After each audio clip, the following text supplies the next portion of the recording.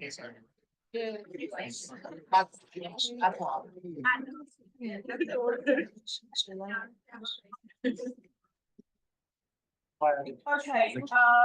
want to get this started. Good evening, ladies and gentlemen, distinguished guests, LSE colleagues and LSE students. A very warm welcome to this event, which is co-sponsored by the Firoz Lalji Africa Institute and the Folke Benedetto Academy. I'm delighted to have with me on our panel this evening, Mark Mullen, Adolfo Eldridge, Monica McWilliams, and Tim Phillips. The event has been curated around the publication of the Guide to Peacemaking Using Islamic Principles, commonalities between international principles and commonalities between international norms and Islamic principles. And this is published jointly by LSE, the International Norms Project, and the Folke Benedetto Academy, which is part of the Swedish government agency for peace, security and development.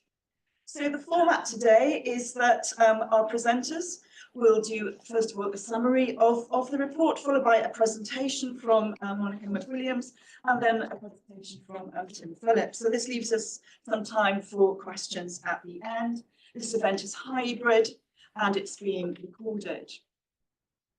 So I want to begin from a quote that's from the back of this report, actually, because I know that you young people, you will read it online, you probably won't go to the very end of it. This is an amazing quote, wise words of Eleanor Roosevelt. It isn't enough to talk about peace, one must believe in it. And it isn't enough to believe in it, one must work at it. And these are very important thoughts to bear in mind in a world that we're told is increasingly conflict heavy.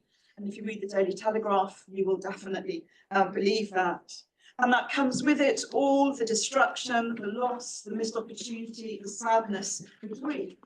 And speaking as director of the Centre for Women, Peace and Security, in brackets, but it shouldn't be in brackets, the UN estimated that in 2003, 4 in 10, every 10 deaths, 4 of those in war were women.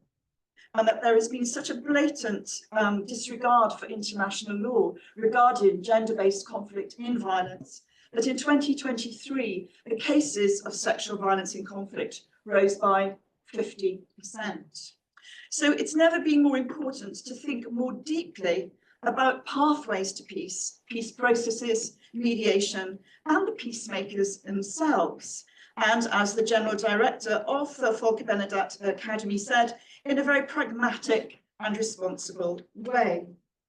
As a historian, I've been thinking these last couple of days about how we historicise peacemaking. I can't help but go back to growing up in South Wales in the 80s. We would often get from the chapel pulpit wafting down this phrase, "Blessed are the peacemakers, for they shall inherit the earth."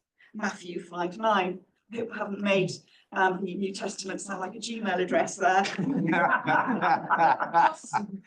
Those phrases, like many other phrases we heard, we ignored completely, because the conflicts that we know now were really absent in the 80s, and for us anyway.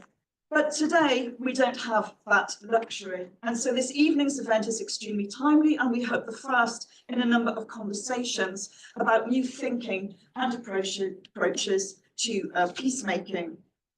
So let me turn now to our first set of speakers, both of whom really need sort of no introduction from the likes of me. We have with us tonight, we're delighted, Mark Muller, KC, founder of Beyond Borders Scotland, senior advocate in Doughty Street Chambers, London, and also professor of practice at Edinburgh University's Law School, and also another institution here, LSE, where he's director of the International Norms Project.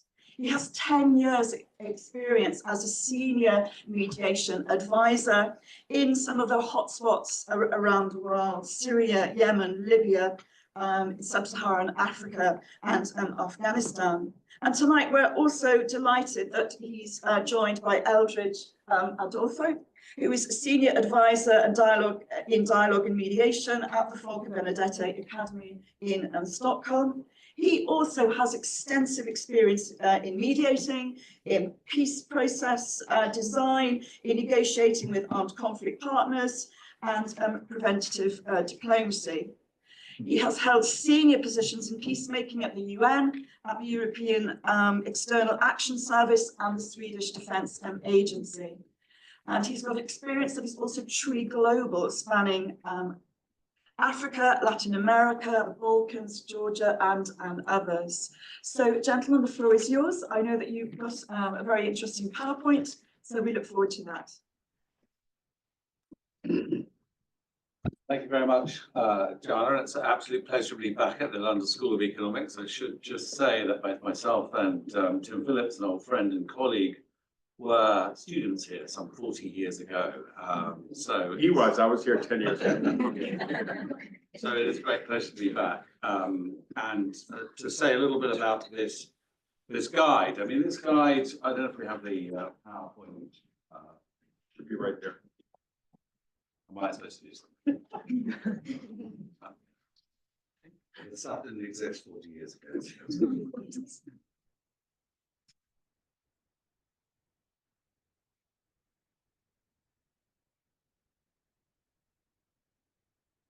So really what I want to talk about is the guide, but the guide was really based around a project that we ran here from 2019 to 2022, which is called the International Norms Project. And the genesis behind this project was the Doha peace process in relation to Afghanistan. And if you can perhaps imagine, in the summer of 2019, we know that President Trump very much wanted to get out of Afghanistan. People talked about a dirty peace. Certainly the EU envoy for Afghanistan wanted to make sure that any Doha peace process, which also promised an intra-Afghan dialogue process, was as inclusive as possible. So myself and Eldridge, on behalf of FLIA and the European Union, brought together a unique collection of practitioners, academics from the LSE who were involved in conflict analysis, military peace, and policymakers here at the LSE to ask the question, how could we make any Doha peace process more inclusive and protect some of the gains that had occurred over the previous 15 years. And the conference came up with 12 recommendations, but only 2 were taken up by the European Union Support Fund.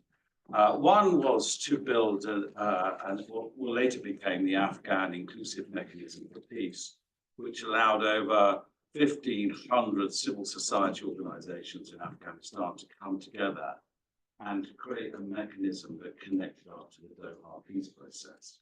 And Eldridge and FBA were fundamental in bringing that together, cohering it, and quite remarkably negotiating out MOUs, not simply with the Afghan government, but also with the Taliban. That, of course, then led to the Doha peace process. And we knew also that that there would have to be a set of negotiations about transitional governance arrangements. And at that stage, of course, we did not anticipate the fall of Kabul in the way that occurred, and certainly the EU didn't. And so actually the International Norms Project was born, and it had sort of 2 parts. The first part was effectively to identify the commonalities between universal norms and Islam. And why did we do that? We did that in order to try and identify a language of negotiation between the Taliban and also the Afghan government and various other peace stakeholders. And so that's what we did. And we see Ibrahim Rasool, the former ambassador of to South Africa to the United States. And in fact, he's just been named once again the South African ambassador to the United States under Trump, and that's one of the reasons why he's not with us. We also employed Dr. Huda Abadi, former director of the Carter Center, to excavate Islamic texts in order to try and spot the synergies between international norms and good governance for these negotiations. And then having done that, we then brought together an extraordinary range of different stakeholders, from Muslim transitional leaders to Muslim scholars, but also international peace practitioners and policymakers. And they included people like Yusuf Kala, who was the former vice president of Indonesia, Anwar Ibrahim, who is now the prime minister of Malaysia, the leaders of the Tunisian revolution during the Arab Spring, Dr. Limu, who ran the Dawa Center from Nigeria, and many from Qatar and Turkey, many different minds who came together to look at these commonalities, but also help us develop what was a more Muslim-friendly, normative, compliant conflict resolution framework that was capable of supporting and supplementing, if you like, best practice in terms of inclusive peacemaking. So that was the whole approach. And that's when we got to the Istanbul conference and stress tested it. So we hope that the guide is illuminating, not simply because of the way it's written, and it was an incredibly difficult process. You could imagine we were stepping on all sorts of minefields when it comes to Islam, peacemaking, and whatnot. But also it was the unique way in which this whole guide and framework was stress tested. And so after the fall of Kabul, what happened was that this conference, and it had produced many different recommendations, suggested that notwithstanding what's happened in Afghanistan, this kind of Muslim-friendly, normatively aligned framework was applicable to many different conflicts. And as we all know, virtually 70% of all conflicts in one way or another actually involve sort of Muslim communities and so on and so forth. So the guide was then developed by FBA. And if I just simply take you through the guide, we adopted a first principles methodology. So what we asked people like Ibrahim and Huda to do was to first of all identify a set of overreaching, near universal, accepted, gender-sensitive, interlocking Islamic peacemaking principles, which were capable of supporting best practice forms of peace building. We focused in particular on the Quran, the Prophet tradition, the last sermon, and the early experiences of the Prophet and his companions. And the reason why we did that is that we wanted to avoid the Sunni-Shia split.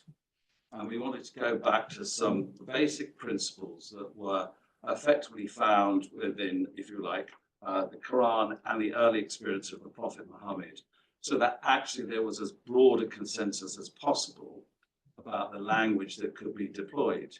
And I have to say that when we were talking to the Taliban, we also talked to many Muslim scholars in Afghanistan. It was really interesting pitching these ideas at that level. And we found more commonalities than one might imagine at that stage. Anyway, this guide, just to be absolutely clear, is aimed at the international conflict. So we're not trying to tell the Muslim communities around the world how to suck eggs. This is not a definitive statement either on Islamic history or whatever. It's an iterative process, an ongoing dialogue between a number of different stakeholders in the peacemaking community and the Muslim community. And I want to emphasize that. But anyway, so what is it built around? This guide is built around 4 pillars, 7 foundational principles, which together create a positive framework for peace. The Maqasid al-Sharia, which are the divine intents and objectives of Islam. And these are divine intents as opposed to, and I'll take you through that, as opposed to human interpretations of those intents or of Islam itself. The prophetic tradition, including the duty to negotiate. So we looked very carefully at what the Prophet Muhammad, at least what was written and said about the normative statements that he made. And then transitional governance of the Charter of Medina, in which from a number of sources there was enough material in support of an inclusive citizens-based state. So just quickly, I won't take you all through it, but in terms of those 7 foundational principles, unity, peace, diversity, justice, mercy, dignity, and balance, we can all see that the immediate commonalities there may be with, if you like, principles that underpin the Universal Declaration of Human Rights, but also inclusive peacemaking. I suppose one of the most sort of outstanding elements of it is the Islamic conception of justice, which has a very much more positive framework than perhaps Western forms of justice, which are more negative. I mean, i.e. they protect space for you to do things, but then the Islamic sort of position on justice is much more communal, it's much more positive, there's much more greater emphasis on equity and fairness and the collective rights of the community. And that also, in fact, it sort of impacts, if you like, the way in which rules of law are interpreted, which might have a great relevance for certain conflicts around the world at the moment, about just what are the tools for trying to understand what is distinction, what is proportionality. Those are very Western concepts, but there are rich principles here that can be applied. So the second pillar is the Maqasid al-Sharia, the 6 higher intents of Islam, the objectives of Islam. This is different from the Usul al-Fiqh, the Usul al-Fiqh, which is sort of effectively human interpretations of Islam, which have led to the development of different forms of Sharia law around the world. And as we know, those forms of Sharia law are often influenced by patriarchal attitudes, local customs, and therefore you see the development of other types of Islam around the world. I remember Yusuf Kala telling us that when he took the Taliban 3 times to Indonesia, they were literally stunned about the level of women's education there. This wasn't just simply, they were stunned principally because this was acceptable under Islam. And you began to suddenly realize that sometimes it's not just about outright hostility, it's about ignorance, about other forms of Islam around the world. But we wanted to make a distinction between those higher divine intents and, if you like, human interpretations. And the reason why is the higher level of intents literally also are consistent with, if you like, the Universal Declaration of Human Rights and the concept under Islam of permissibility. And that is everything is permissible until actually there is a justification for restricting, if you like, the relevant right and whatnot. So, I mean, just very, very quickly, those 6 intents are things like the preservation of offspring, from which you can derive the rights of family, the preservation of mind, which is the right to knowledge and access, protection of honor, from which you get dignity and human rights, and so on. You can see that through these divine intents, you can link up to the Maqasid al-Sharia with certain normative concepts in relation to UN, a Charter on Human Rights and whatnot. And this is useful sometimes in the context of negotiations, particularly negotiations over transitional justice. And also there's great traditions you will find in this guide about laws of war, which mirror many of the normal laws of war you will find in the Geneva Convention and whatnot. But interestingly, there is also this absolute duty from the Prophet Muhammad that to actually, whenever and wherever possible, to negotiate peace, then you must, not as an element of discretion, but as an absolute obligation. So in the guide, you'll see certain principles like hudna and fitna and do no harm, and also the binding nature of treaties and the protection given to envoys. These are all important practical principles that we can use in negotiations. And for example, I mean, I was a senior advisor with Martin Griffiths on Yemen. And it was very interesting. We were doing some of this research.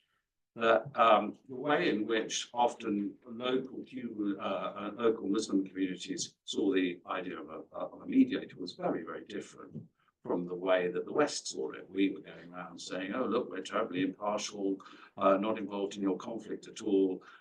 You can trust us, we're dispassionate. And actually what they wanted was a trusted, respected individual who could knock heads and had a degree of credibility. Now, they're similar, but they're different. And so we began to realize that doing this work did have a great benefit. Lastly, there's the concept of strategic patience. And so in relation to the treaty of Hudaybiyah, the Prophet Muhammad made it perfectly clear that even if you're trying to reach, if you like, the formation of an idealized Muslim state, where there was diversity, different ethnic tribes or whatever, then a transitional governance arrangement was perfectly permissible under Islam. And indeed, it was a duty to negotiate such an arrangement if that resulted in a just peace. So just lastly, the Islam and the Charter of Medina. This is a charter that was negotiated by the Prophet Muhammad. There are many different sources about actually its constituent clauses, but it seems clear from most of the historical analysis there was an emphasis on inclusion, namely equal citizens, of equality before the law, equally judged, of freedom of belief, equality of obligations, and that meant also in relation to the cost of defense, and the need for consultation and shura, which is about the approval of governance arrangements.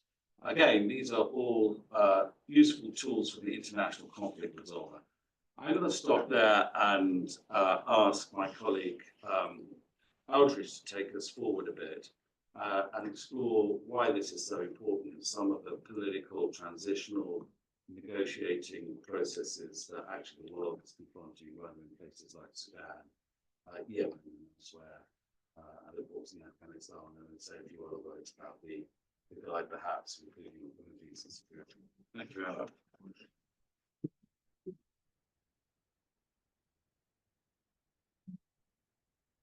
Thank you, Mark. And thank all of you. Nice to actually meet you as well.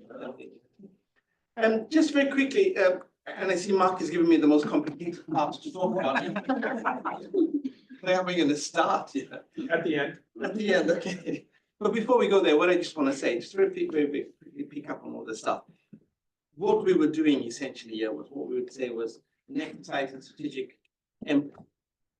And the reason I say this here is because we have all of this stuff, but what it actually just amounts to is that when we're trying to negotiate with parties, any party, and in this case it happened to be in Afghanistan, it could have been anywhere else. Sometimes we come in with our concepts and our ideas of how things work. And people on the other side have no idea what we're talking about, or may have encountered these concepts in a way that actually was offensive to them, or seemed to be oppressive in many ways. And so when you start the discussion on that front, there is absolutely no way they're going to start listening to you. It's really hard to get any conversation going, any form of negotiation going. And this I realized very early on in the negotiation that this was happening. And that's why I wanted to do something like this, to be able to actually say, okay, hold on, how do we see it from their perspective? So some of these things, a lot of the things that we're talking about, a lot of things that Mark has mentioned, are equal in international norms.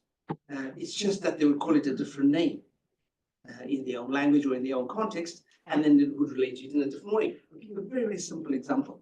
We talked about, and Mark mentioned inclusion aspect, and speaking to some of the parties and saying, can we have a consultation with people in general? And they would say, no, absolutely not. We don't do that. We don't consult. And it was blocked. You couldn't get any further with the discussion. And then I came back again and said, listen, can we do a shura? And they said, yeah, absolutely, that we can do. It's exactly the same thing. We just called it a different name. But the fact that we now were seeing it from their perspective, it was easier for them to relate to what I was talking about. But of course, it was simple to get that first yes. Then there was another complication when we had to take the next step. It was, oh, we don't consult normal people, we consult the lemma. So again, but in any case, we could turn it around, and that was the whole point of what we were doing here. With a lot of the work of this guide and in the actual practice of it, it was Now, I will just go over some of the stuff in terms of the transitional governance stuff. And this, again, is found, and maybe also to be clear, a lot of the things that we show in the guide, Mark talked about the 7 principles, the pillars and stuff, they're not found in one place. We've sort of brought them together. So they're from places within these documents, but we brought them together and have it in a coherent manner, yeah. The same with the state formation. This was important because when we're looking at how do you create a state, in most peace processes, at the end, you come to an agreement, whether it's a final status agreement or a transitional one. People are going to want to know, how are we going to be governed? How are we going to live together? What are these rules going to be? What are the basis for our way of living? And that's in a conflict situation, but that's also the same in war. Is it not? Nicola, I'm sure you face this all the time, yes? How do we govern ourselves? But it's just the same thing there. And so that's why we have to look at these issues of how do you then look at it. It's always easier to move into a transition to get an agreement on transition than it is to get an agreement on the final status of any sort of structure. And that's why we move to transitional stuff. Yeah, a lot of this is also a formulation of Ambassador Sewell and not necessarily found in these categories. But we come up with 5 states here, right? And the reason we come up with 5 is you're looking at what in Islam they call wasata. And those who can speak Arabic or know what wasata means a balance, right? The middle place, coming to the middle ground, trying to find the middle ground. So we have the extreme side of the state, which we call the hostile state, right? And the other extreme is an Islamic state. Okay. Now, I won't walk you through those 2. I'll just try and go to the center because those are the ones that I think are more interesting, more useful for the peacemaker today when looking at how you look at the transitional state. So the second state, which is called the secular state, right, it has things like a democratic republic. It has democracy. It's a republic. It has a constitution or a monarch. Yeah. In terms of the popular legitimacy, they have popular elections. They have a Bill of Rights when it comes to source of authority, or their basic law, constitution. Yeah, things that we'd have in normal societies, right? When it comes to rights and freedoms, we have rights, freedoms, constitutional, again, they're enshrined in the constitution. We have the constitutional, sorry, when we go to the governance institutions.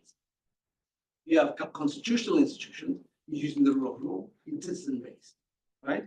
And right at the bottom, we have a secular state. Now, this comes with regards to religion.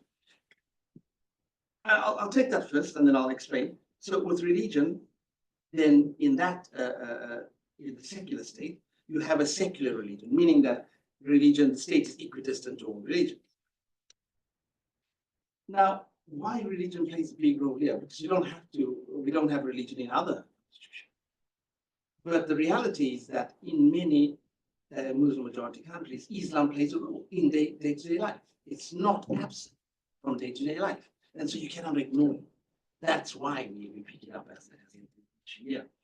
In the secular state, it would be equidistant. Now, that could be hostile to some people. Yeah. So instead, we then offer a middle way, which is called citizen-based state, which has very much all similar features as the secular state, except at the bottom, you have freedom of worship. Yeah, it's neutral and impartial. Am I reading the right thing? Yes. Yes. No, I'm not. Yeah, yes, I am. Yes, I am. Yeah, actually, it's right here.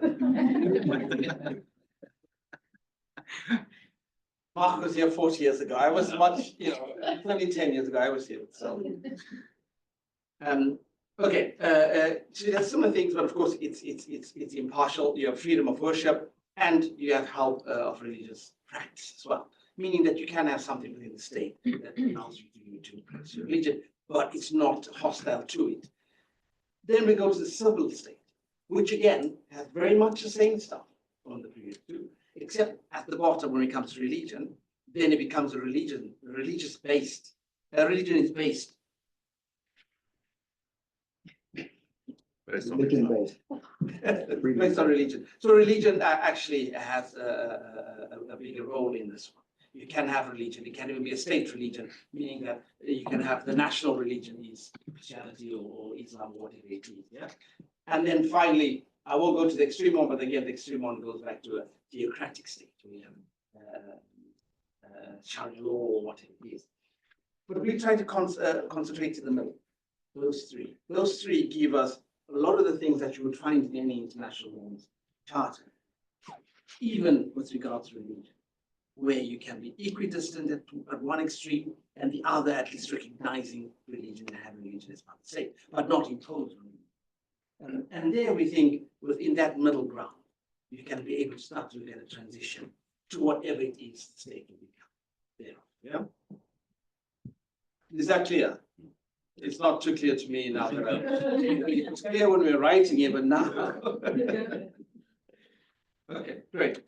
I'll just take the last slide as well, because I think this is a really important aspect of all of this here.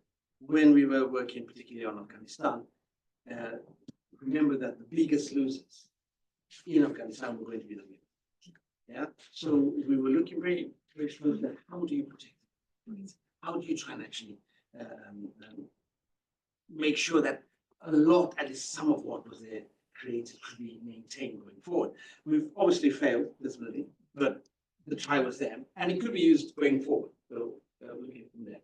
So the inclusive power 7 principles of tradition. Just I won't go through every one line by line. I'll just take the keywords in them. Within the women peace and security, again, when we were doing the research, particularly Dr. Huda was looking at a lot of the women peace and security aspects of this here. She looked up a lot of stuff where there were examples where, again, the Prophet himself had wives, and those wives could do everything that other women could do. They were businessmen, they were scholars, they were advisors to him. He himself worked with women. So where does the whole idea that you have to suppress women come from? Yeah, again, one of the things we discovered looking at this, yeah, it's not necessarily the religion, but it's also what Mark mentioned earlier on, that religion and tradition and culture in specific places become conflated. So all of a sudden you're in a certain place, and our tradition says that we should suppress women, and we say that is part of Islam or part of Christianity or whatever it is that you are part of. So this is more of a human thing, more of a cultural thing that has led to some of these oppressions. Now, it's really difficult to go and speak to a party and say, oh, what you're practicing is not Islam. It already is offensive to them. So you got to find ways around it so that you don't actually lock them in, but instead bring them out. You know, the roles again. I mentioned some of the ideas of the women and roles they play. But I want to also be clear that in some of these negotiations, when we're talking about these things, and I remember going to them and saying, you know, Khadija, and they said, don't even bring it up. We've heard that story a million times, right? So again, they get immune to it. The point I just want to make on that one is that the guide itself, with all its brilliant principles and it also has its limitation. Yeah? And that was a limitation. When we got to points like that, then they would not listen to you. We had to look at other ways to do it. Yeah? And that meant you look at the politics. What was politically important to them on that particular question? And then we could try and tell it, right? So again, the guide will help bring you into the discussion, maybe open up some of the spaces, but I'm just saying it will not give all the answers. Some of the answers are political, and you'll have to go into to discuss about them. The guide also then goes into a lot of the stuff with women's security. We all have a whole section on the strategy to deal with women's security. Which I won't go into detail on each and every one of them. Yeah, safe to say that I've gone through most of them. I think. Yeah, good. I think I will stop there as my time is up. Yeah. Okay, God, it feels like it's much shorter than Mark's. What happened? Okay, but no, thank you. I'll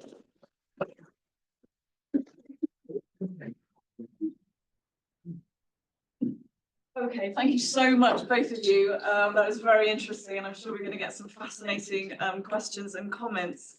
Now, it's an enormous privilege and it's incredibly humbling to welcome Monica McWilliams to the LSE, Peacemaking Royalty. You all know, you don't need the likes of me to tell you, to give you a short biography, but suffice to say, Monica McWilliams is a Northern Irish academic, peace activist, human rights defender, and former politician. She is currently Emeritus Professor of Women's Studies at the University of Belfast in the Transitional Justice Institute. Famously, in 1986, she co-founded the Northern Ireland Women's Coalition, a political party, and became a delegate at the multi-party peace negotiations. Despite a barrage of sexism and verbal abuse at times, she stayed the course, and as we know, the Good Friday Peace Agreement came out of this enormous effort. She's also served as Chief Commissioner of Northern Ireland's Human Rights Commission, and she continues to research on domestic violence, specialising also in conflict resolution and working with women in conflict regions. Monica McWilliams, welcome. Thank you.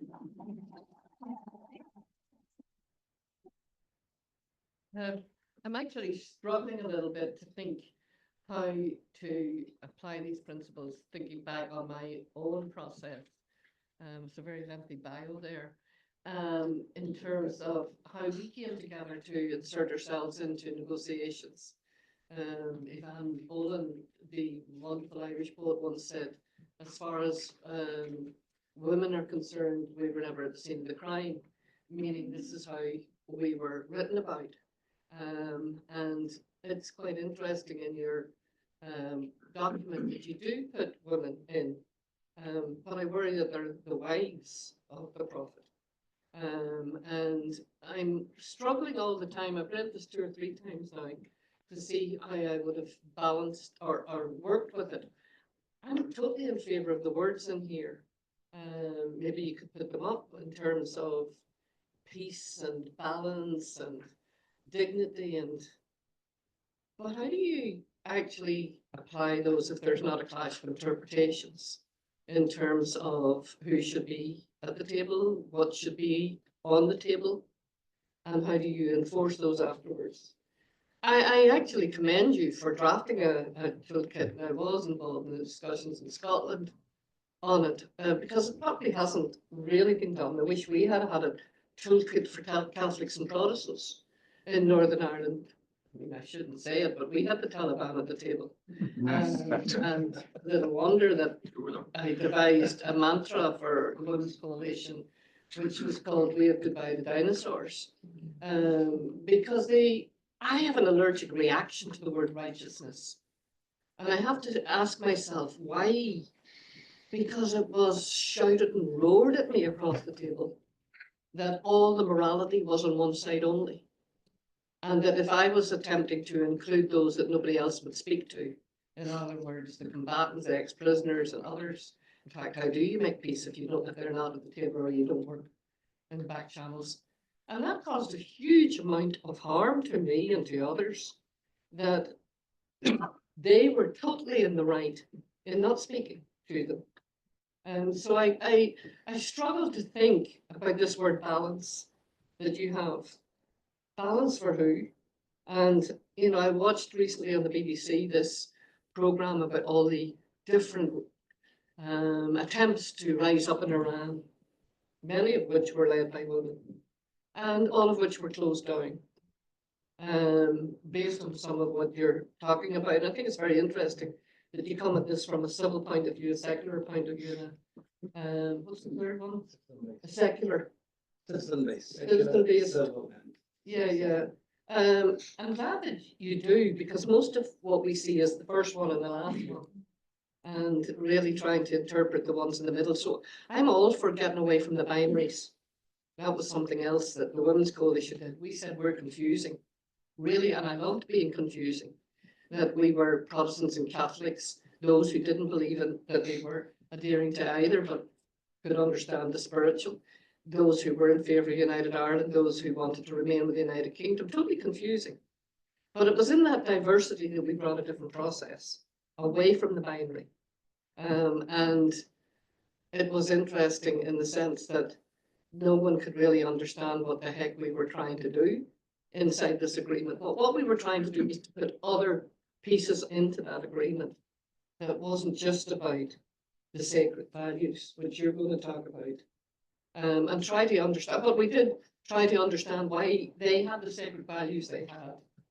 And I think that's important in terms of some of what you're doing. I wish, going back, that I had been trained a bit more on getting into the heads of those who believed that they were the only people who were speaking the sacred values. And in the end, that's how we began to realize as women in the process, we needed to talk to every one of them. Because it was a monologue and not a dialogue. And, you know, I constantly tell the joke that first day I went into the Forum for Dialogue and Understanding, I renamed it the Forum for Monologue and Misunderstanding, because that's all what was happening. There was no engagement. So, you know, this word righteousness really does bother me in some senses, in that who's determining who is right and has the prerogative in righteousness. Because if you come, as I did, from a very religious, patriarchal, conservative society, I lived with those norms, and it was very hard to challenge them, especially in the work of domestic violence. You make your bed, you lie in it. You keep the family together at all costs. And when I asked the question of the ecumenical patriarchy, at what cost, they struggled, you know, to respond, because they weren't familiar with the costs of what it was like to say you keep the family together at all costs. I'm actually interested to understand how Islamic principles can be applied to divorce when that was such an anathema in Ireland, north and south, or to this issue that you talk about in terms of the preservation of offspring, the rights of the family. Well, you know the debates that have gone on in relation to that, and how did they actually interpret those in a way that we didn't? Those are all questions that I'm struggling with. And when I was asked to draft the Bill of Rights after the peace agreement, because it was in the peace agreement that we would have a Bill of Rights, we still don't have it actually. Even though I presented the advice to 10 Downing Street in the International Human Rights Day, which is next week, in 2010, 14 years ago, still gathering dust. Let's have a word with Keir Starmer actually on that, because he was the Human Rights Advisor in Northern Ireland to the first policing board. But we still don't have a Bill of Rights. But when I wrote into those, the draft, the issue of dignity and the issue of the right to be free from violence, I also meant not just in terms of religious or sectarian violence, but also the gender-based violence. And I got such a pushback on what has that got to do with our war or our conflict. And it's interesting now that we're starting to deal with our legacy. And that's the very issue that's starting to come out. It's just the extent on which there was an omerta inside both communities, not just between the two, on that very issue. But no one seemed to understand. Well, I used to say they couldn't spell human rights, never mind apply them. And it's true, because they weren't trained in the Universal Declaration. Nobody had advised them what the Universal Declaration meant, what interdependence meant in terms of your rights are as important to me as my rights should be to you. We just went on the street and tried to kill each other every time there was a parade or a protest, because your right to protest meant that I didn't have a right to live safely in my own community. And it was, you know, actually having to follow the guide through by how is that interpreted? How would you train someone in the application of that inside your own society is what's really important to me. And I'm still living with that 26 years after I was a signatory to the Good Friday Agreement, because there's still a clash of interpretations. Human rights is not a pick and mix. There's a great advertisement or a cartoon in our local newspaper the day I presented the advice. And it's me. I used to wear big earrings. I wear small ones now because of the cartoon. And it had two of the commissioners picking out of a candy box. I want these ones, but not those. And the title, I thought the cartoonist was brilliant, because often a picture tells 1,000 things more than what you can say. And it simply was, my message: human rights is not a pick and mix. And it's probably the reason why we still don't have a Bill of Rights, because we still live in a very segregated society where people do not understand the universality of those. And so I wish you all the luck in the world each time you try to apply that, as I have done, by the way, in the countries that you're also working in. So that's kind of what I'm really wanting to say. It sounds political, it's not. It's, in the end, it's political will. It's champions. It's interpreting it in the way that it's meant. And I have to say that's, in implementing the Good Friday Agreement, the one I know best, we still live with that clash of interpretations. We have it on paper, but I meant this, so did you not mean this? No, no. And we ended up with too many constructive ambiguities. And we're still living that out. So it's difficult to be clear about how you're going to enforce these or implement them through your mediation and negotiations. But I think that's really important. And probably the last thing I'll say, and I've just made these notes as you guys were talking, even though I've read this 3 times. I mean, and by the way, when you said about religion in constitutions, we had it in the Irish Constitution. De Valera sent the Irish Constitution to the Pope to make sure he was happy with it before it went out. That was pretty good in 1938. Only last year did they try to amend that legislation where the role of the woman was to be as a homemaker and mother.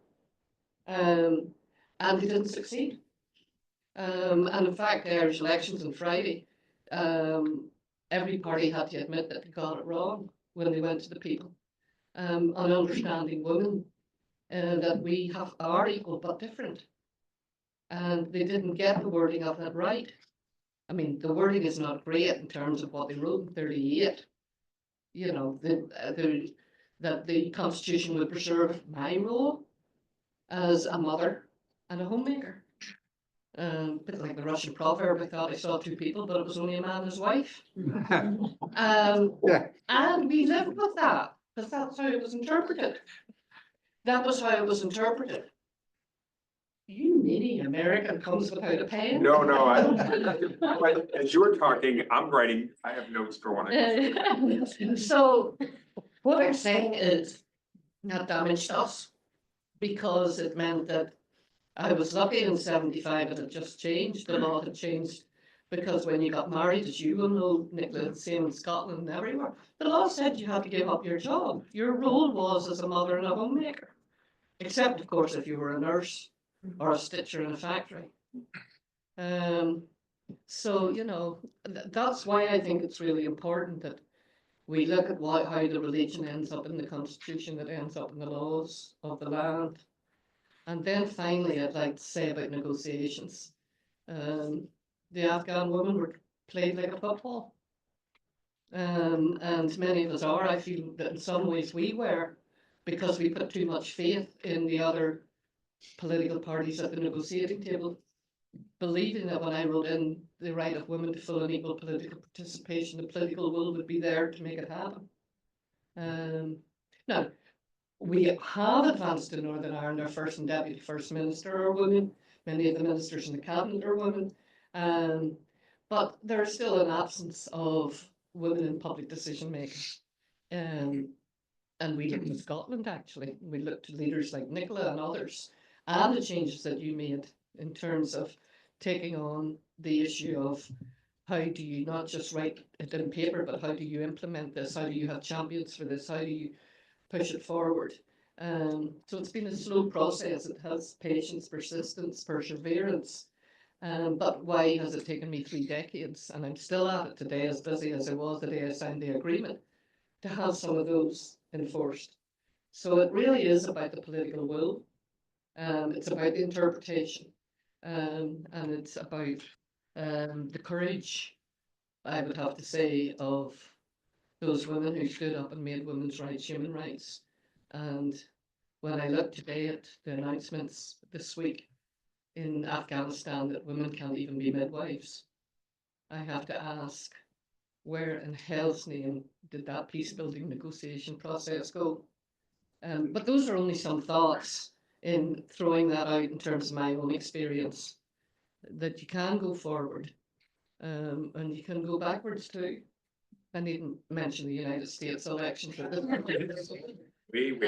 Because I will leave that to our sacred values person here. But let me say this, Tim, that I do think, and we have worked together for years, decades, that I wish and that I had understood a whole lot more about sacred values than I did when I first entered the negotiations. How important they were to people, how they thought that I couldn't be worked with because I couldn't understand their sacred values. And I thought they couldn't work with me because they couldn't understand, never mind spell feminism. And so that clash that happens in a room between the sacred and the secular, between the spiritual and the fundamentalist religion, that is a conversation and a discussion that should be much more advanced. And I think the state we're in the world is probably a reflection of that. Islamophobia harms more than Muslims. Misogyny harms more than women. And the greatest challenge we have is still our oldest one. How do we live well together? So those are just my comments, but I suppose I should say well done because it is your lunch here, and I'm delighted to see the number of people you brought together. What I would love to see, and you do mention Morocco in this, is far more case studies, far more examples. Show me how to do it. How did they do it? Could I amend it? I always say in South Africa, and it's great that we have such a wonderful ambassador now going to the United States, God help his soul, is when we went to South Africa, I came home with more lessons than I ever dreamed, and amended and adapted what they had done there. And that's a story not well told. In fact, they are now going to make a film on 3 days that changed our lives as negotiators. And I think that's really important in terms of what you're talking about, is how can we exchange what worked and didn't work in our situation, what to learn from each other, and amend and adapt it. And the good news, I just heard, I was telling Nicola just now, that the BBC are going to make a 6 series on Wave Goodbye to Dinosaurs, on the story of the Women's Coalition in Northern Ireland.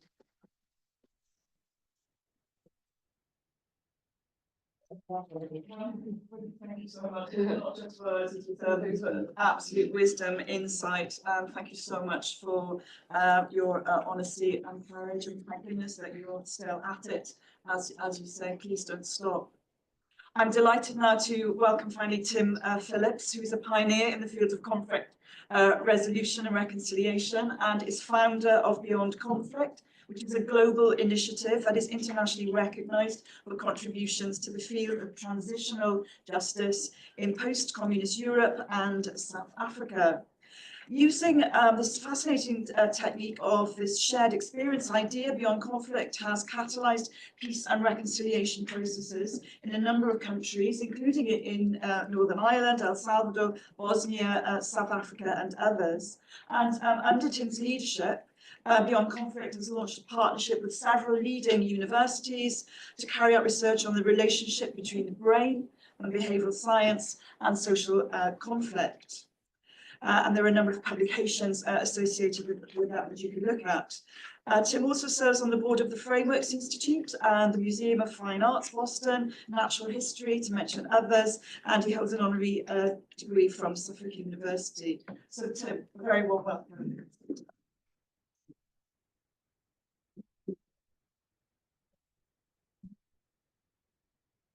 That was a very tough act, Paul. So. There we go. Well, it's great to be back here. And I want to thank Joanna for the warm introduction, and Mark and Eldridge for inviting me, and to my good friend Monica. It's really, I've known her for a long time, but every time I listen, that's why I grab that pen. I was learning something new. Plus I got a new pen. So I feel slightly as a non-scientist to speak of science, and I'm glad a colleague and a partner, Nafi Samed in the back, who's over at TCL, and actually a real cognitive neuroscientist. So I may call you up if there's a mistake or question made. But, you know, I've been doing this work with colleagues for about 35 years, using the model of shared experience, meaning sort of like a big support group on wheels, bringing together people like Monica and others who sat across from their lives and never imagined they themselves could be agents of change or sit across those lives with people who did profoundly, often horrific things to them or people in their community. And then over time, people would come to realize that that person across the table shares a lot of the same concerns, and in some cases, very shared foundational values.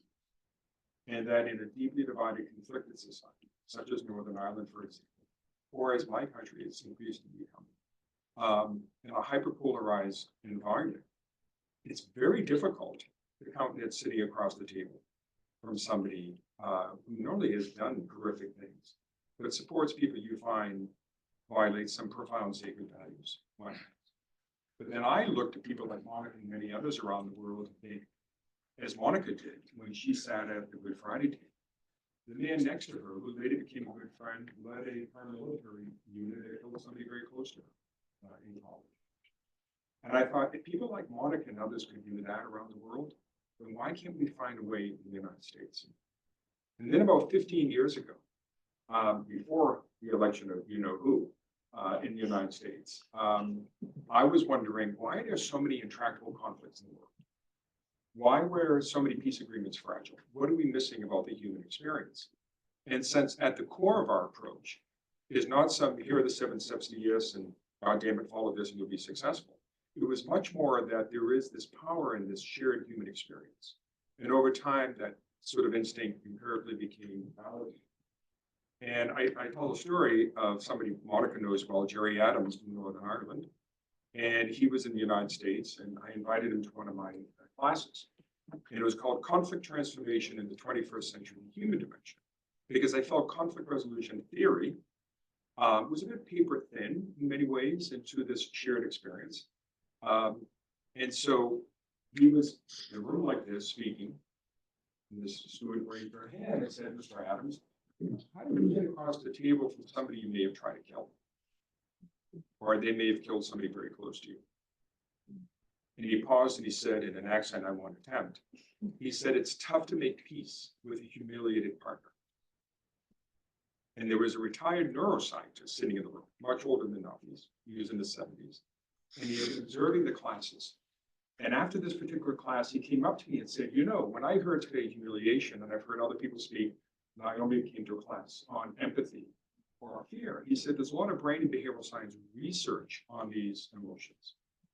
And I said, what do you mean brain science? Because I knew from experience, from what I witnessed, and from the psychology literature, but on brain science. And he paused and said very brilliantly, he said, speaking as a scientist, he says, we are not rational beings.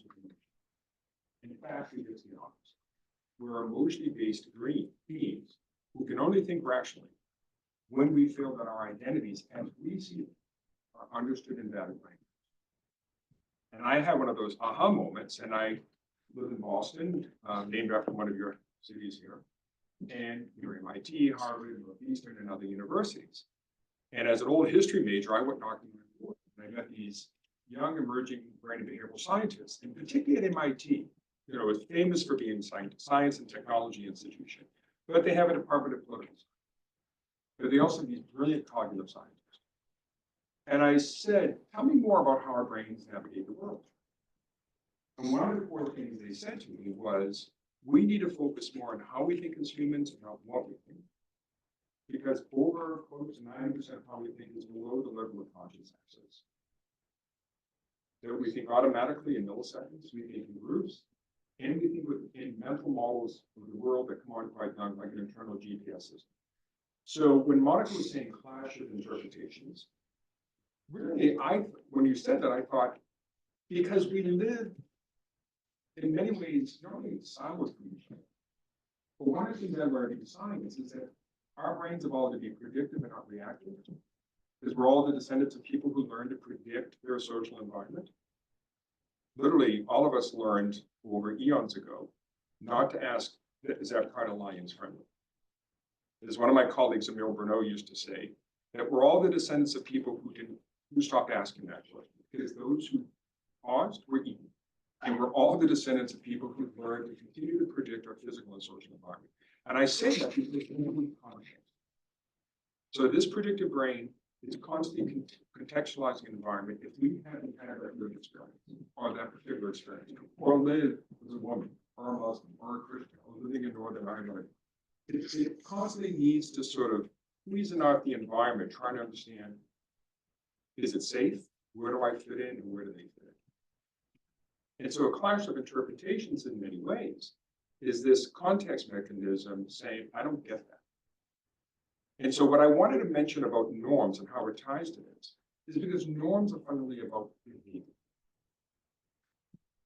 They're really about sort of instructing us about what's appropriate behavior. And so if we don't understand how that behavior is shaped, then norms really is important. And that's, I think, one of the things I just want to briefly talk about. So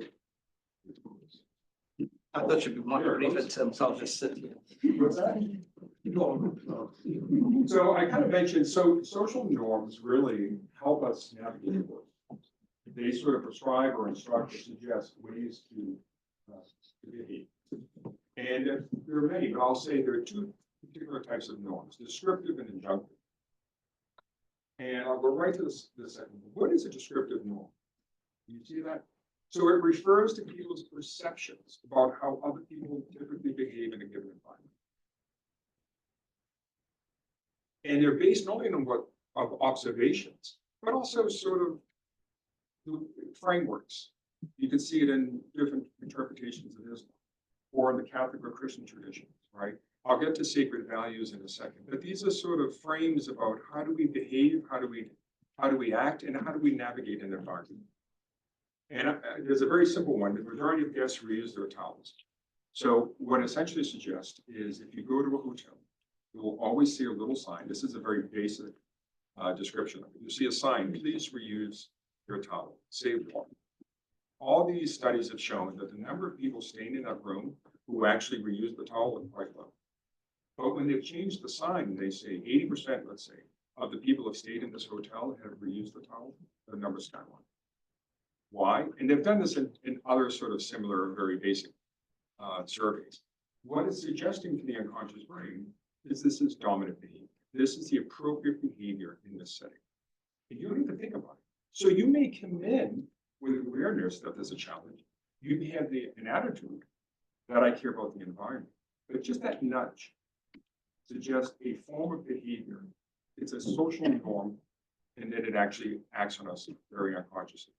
An injunctive norm essentially suggests this is not what we do. And I'll give you an example on the most recent election. So for the 6 or 8 months before the election, there was a lot of concern about threats of political violence and election tampering in 7 swing states. Because Mr. Trump won, at least overwhelmingly or enough, that threat went away. But a lot of us were very concerned. So we were applying some research from normative framing with groups that were working in those 7 swing states with mostly conservative Republicans, and trying to make sure that there was no resort to violence. And the very simple injunctive norm that we framed is this is not what we do. And it was being deployed with retired military, members of the National Guard, local police, and sheriffs by people who came from that professional background, who were trained in brain and behavioral science. We did some surveys and found in like counties in Arizona, certain parts of Western Pennsylvania, Michigan, that was actually having a positive impact because it was reminding at that sort of unconscious level, you know what, we signed up to defend the Constitution, the rule of law, and democracy. And so this is not what we do. It reminds people that you're part of a group, and this is a norm that's important. And that's an injunctive. In the surveys, that was having a positive impact. And it's all about behavior, right? So that's what we're trying to do. So I'll mention quickly that, and,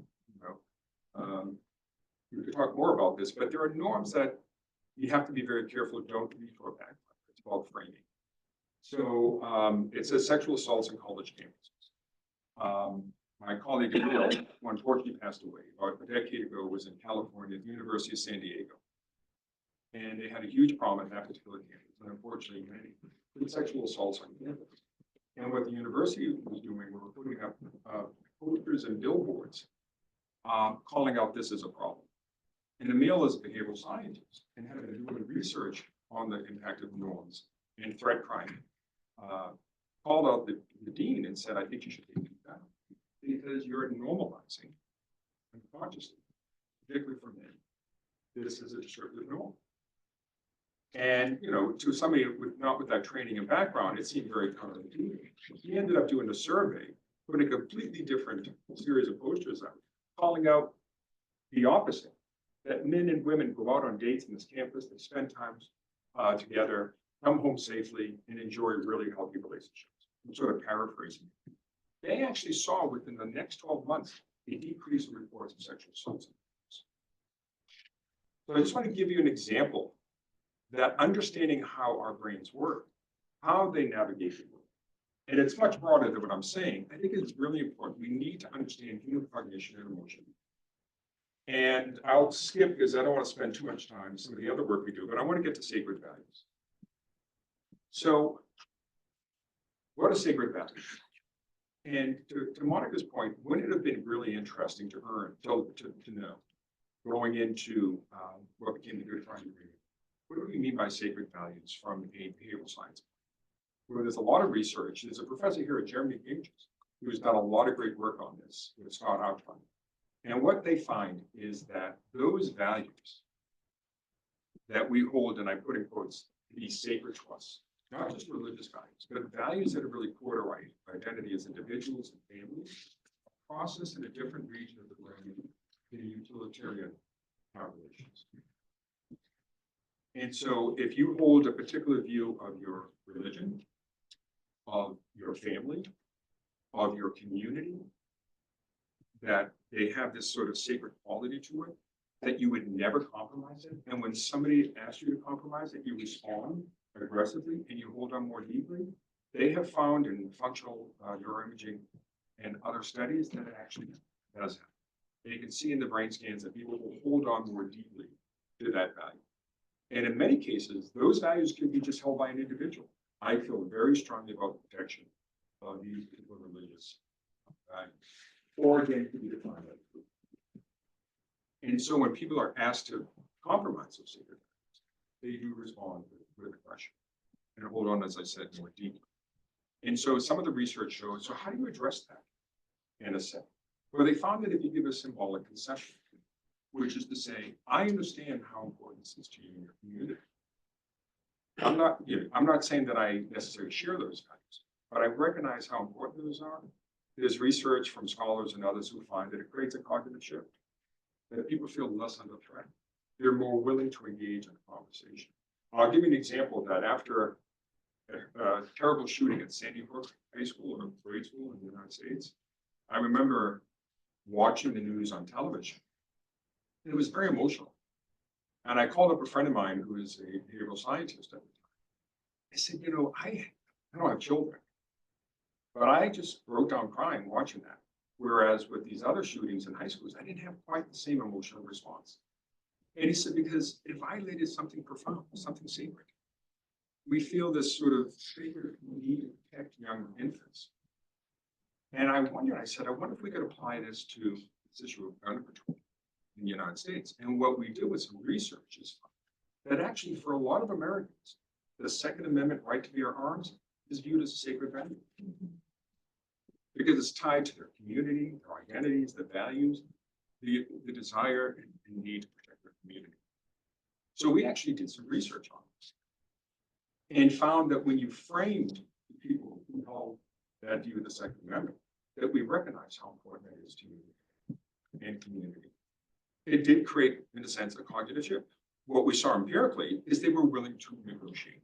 They were willing to talk.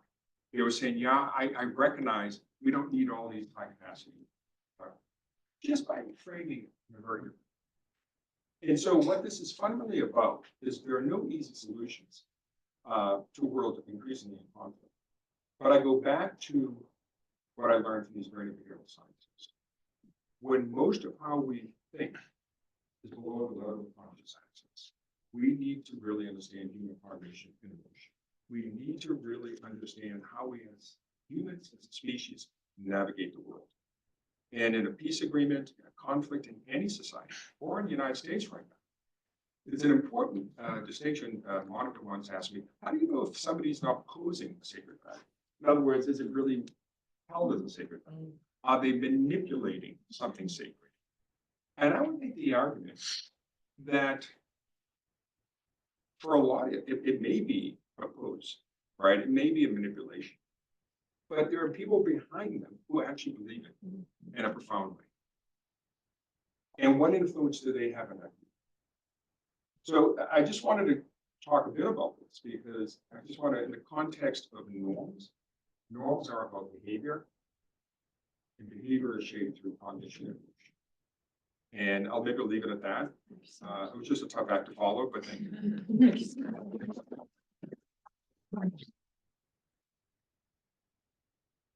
I've been a terrible timekeeper, I have to confess. So we do have some time for questions though, but they'll have to be quite compressed. And if you can say who you are before you ask a question, and if you're comfortable with your institutional affiliation, or if you're speaking on behalf of an organisation, and if you could please keep your questions quite pithy and focused, that would really help so we get to hear as much as your points as possible. So let's take 3 questions. First of all, 3 quick comments. Anybody going to be brave and start off? Yes, there's a lady there in the back with the stripy top. Hi, I wanted to thank you for your talk. I'm an undergrad student studying social and public policy, and I'm Lebanese and I lived in Saudi Arabia. So I found that your sort of stance on resolving conflict by understanding Islamic perspective was extremely interesting, and similar to what you were saying, Monica, about the fact that there still isn't a Bill of Rights, for example, in Ireland. There's a pressing issue, I think, and when I think about the conflict that's happening about there is the Universal Declaration of Human Rights that's been instilled, but that seems to have taken a westernized approach. And when thinking about the necessity to instill a MENA-centered Declaration of Human Rights, do you believe that there needs to be an integration of some Western values similar to those of the UDHR? Does it have to be focused sort of predominantly on Islamic perspectives, given the Muslim majority demographic of the Middle East? You know, what sort of balance does there need to be when creating a Declaration of Human Rights that's Middle Eastern focused? And when approaching that, sorry, I know it's a complicated question, but beautifully. yeah, thank you. So yeah, how do you approach that? And you know, how do we do that without, for example, enabling extremism, accommodating to countries such as Lebanon, which has a sectarian approach? Yeah, Well, that's Yeah. my question. good question. Good question, thank you. Any other questions? Let's take a couple. There's a lady here and then a gentleman there. Hello, my name is Nazifa Haksal. I'm a former Afghan diplomat. So my question, our presentation was a very interesting one, but my question would be more related to your presentation, Mark. And it's when you were, you quite gave a lot of examples of engaging with the Taliban, taking them to Malaysia, Indonesia or Malaysia, and also Indonesia. And also laying all the foundation of Islamic principles according to peacemaking. What really struck me that when you were engaging with the Taliban, have you also, as Tim mentioned, like the perspective of norm behavior and kind of it also stems from cognitive and kind of emotional um, issues, have you also did a research or get a kind of perspective that without just relying on solely on Quranic text, more to see how indigenous behaviors in Afghanistan, or I would not generalize it, particularly from the tribes or from the kind of tradition that the Taliban come, how much that has influenced them in terms of approaching all these points of peacemaking. Particularly, we have there are tribal kind of tradition of customary conduct laws that during the peacemaking they would just rely more on restorative justice than yeah. So just wanted to know to what extent this was consolidated in your approach. Thank you. Thank you. So my last question, and then we'll give our panelists around it. Got the gentleman in the back. Thank you. My name's Adam. I'm a master's student here at LSE. I'm curious about the process in developing this guide and then reflecting on more orthodox mediation practice, which I recognize is a very flexible field, but still, is there anything you think is there anything that maybe inspired a reimagining of more orthodox mediation practice, or anything that you think, these guys might be onto something? We should mainstream this. Do you think this could be more of a dialogue between methodologies rather than a split? Yeah, thank you. Okay, so we've got three fantastic questions there. First question, who wants to take that one? You really like the first question. It's a great question. Well done. It's one that we come up against all the time, and particularly I do, because I work predominantly with women in the MENA region, and it's constantly said, but these are Western values. It's not completely different from understanding the indigenous culture, which is really what we're talking about. One thing that's interesting is the tariff. Am I right? It is the tariff accord in Lebanon, and we compared it to the Good Friday Agreement in terms of, this sharing in power instead of sharing out power. Like, it's almost identical in terms of reinforcing the norms that I'll not come up against your religion if you don't come up against mine. We have that in Northern Ireland in terms of opposition to integrated education. So all we're doing is opening the door to that question. I've worked with UN people who struggled in Lebanon, Iraq, post-conflict, saying we're getting nowhere with this stuff, nowhere, because it's Western values. And that's what I think is probably the best thing about the tool guide, is to see how we can cross over, make that transition, make the connections, make the adaptations. So I wish you well in your degree and go on to answer your own question. Maybe do your thesis on that. I'll try. And I'll just look at this issue. I think that's really interesting in terms of restorative justice and retributive justice. Well, that's exactly what we're dealing with at the moment, and dealing with the legacy of who did what to who in terms of the harm and the hurt that was done. Should we adopt a restorative process, or should we still leave room for investigations and accountability? Does restorative take away all of that? And so again, it's a challenge. All I can say is that visit to Indonesia didn't do the Taliban much good.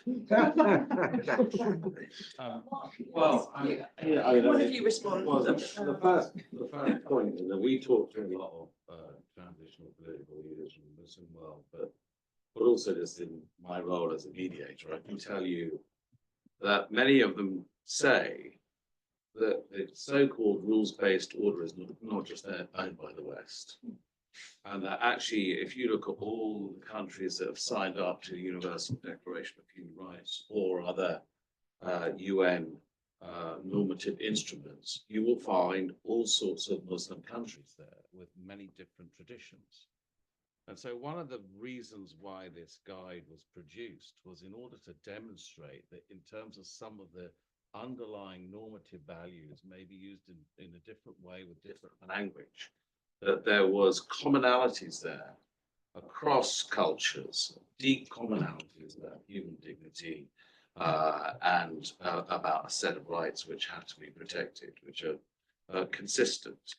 So I don't really accept that the Universal Declaration of Human Rights is simply some sort of Western. It may have been drafted in those terms, but one of the reasons why it was acceptable was precisely because it related to, like Tim was saying, some deep held normative principles that govern societies.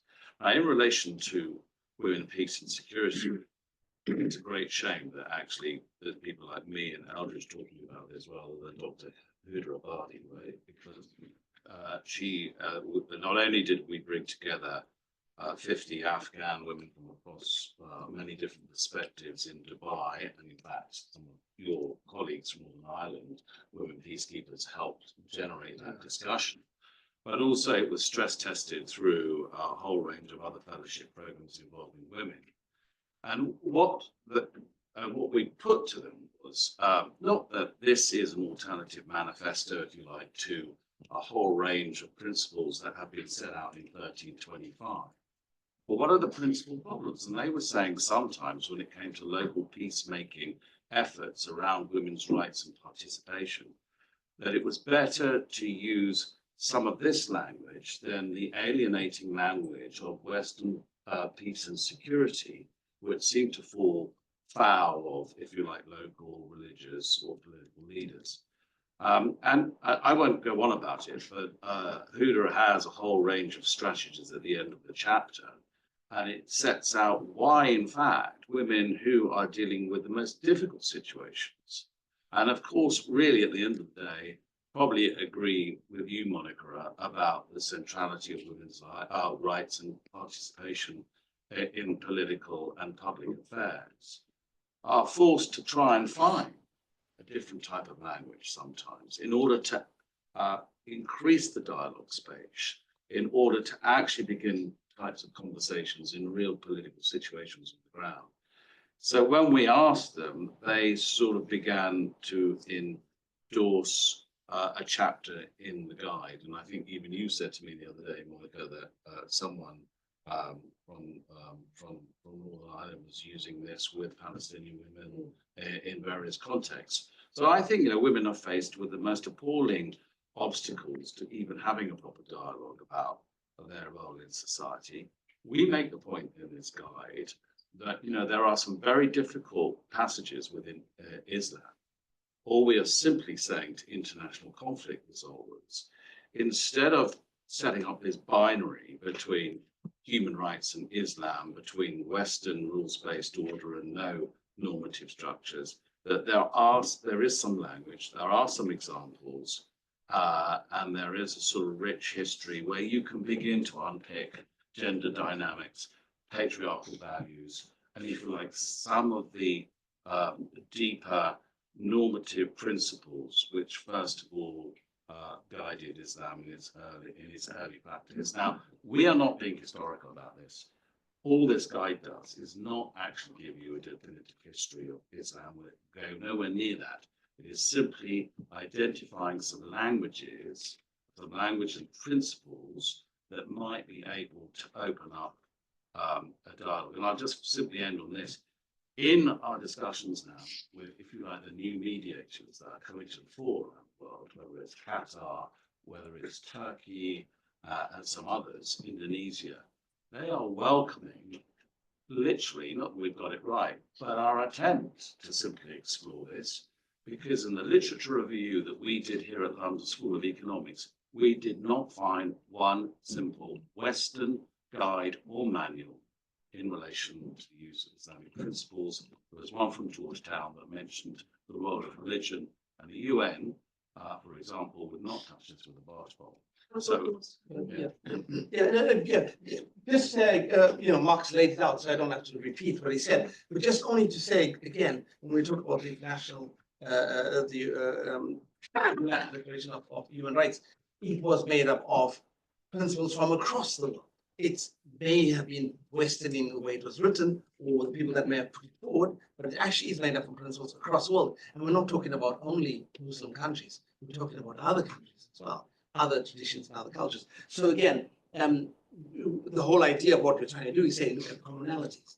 These things exist here, but they may be seen in a different light, in another context, or in a different language. And that goes up to the women peace security stuff as well, where Huda clearly was telling us that if you come to a Muslim society and you start to talk about women's rights and all of this sort of stuff, what happens is that you become seen as to be part of the oppressor.